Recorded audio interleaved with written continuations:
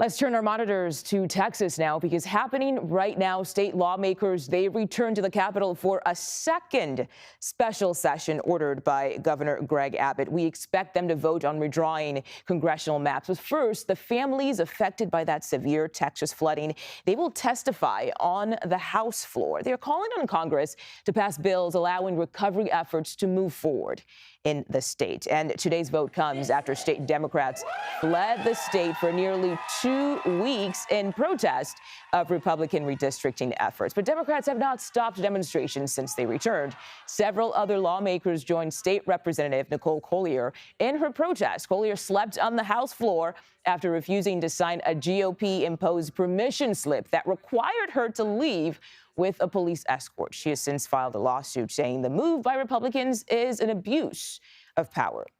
Dozens of protesters, they arrived at the Capitol. You see them here to demand her release from the House chambers. But police quickly shut the building down after they got a social media threat calling for others to go to the Capitol and shoot anyone, not allowing lawmakers to leave. Police say they arrested at least 5 people after they refused to exit the building. Democrats stayed in that building with state troopers present.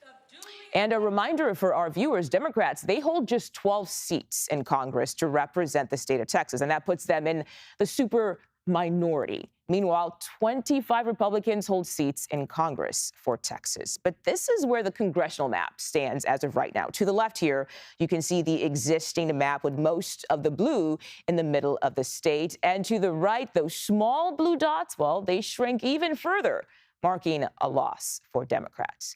CBS News political director Fin Gómez joins us now for more on what we can expect today. Fin, thank you for your time. It seems Democrats are out of options here to stop this redistricting bill from being passed, right?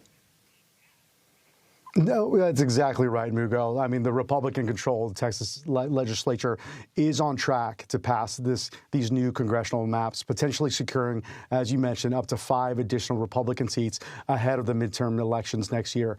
Democratic lawmakers, as you know, ended that 2-week walkout that blocked quorum, allowing the legislature to advance the map. And while the walkout was temporarily stalled the action by Republicans because the Republicans regained control when they returned, the options to delay or stop the legislation within the chamber now are extremely limited. But the battle is far from over. Once the maps are passed, legal challenges from Democrats are expected to be filed, likely arguing violations of minority voting rights and other state constitutional concerns. Lawyers and advocacy groups are preparing lawsuits and gearing up for a fight. And as you know, Democratic-led states such as California are pursuing retaliatory redistricting plans aimed at neutralizing these Republican gains. Mugo. And Fin, just to be clear here, the fight over redistricting doesn't just end in Texas. We know California state Democrats introduced their own proposal for new maps, but this process looks very different than what's playing out in Texas. I'm assuming It's going to be more difficult. Can you tell us more about that? Yeah, it is a lot more complicated. And I mean, I will say that, you know, the battle really seems to have shifted once the expectation of these seats, of these maps to be passed in Texas, it really shifts over to California. And California Democrats are moving swiftly to get their redistricting plan on the November ballot for that special election that Newsom has pushed. This week, that means securing legislative approval and rallying allies like Planned Parenthood and other national Democratic allies who back Governor Newsom's push to add 5 Democratic-friendly new seats.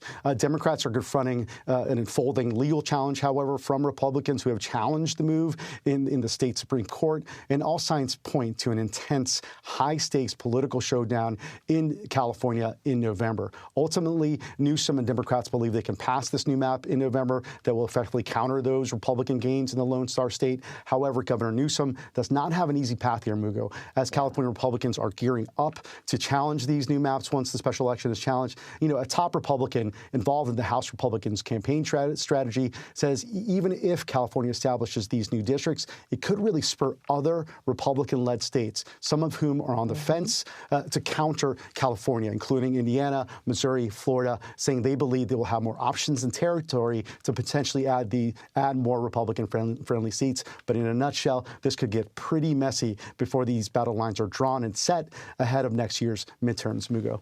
Oh, yeah, it's starting to look messy already. Fin Gómez, thank you so much for your insight.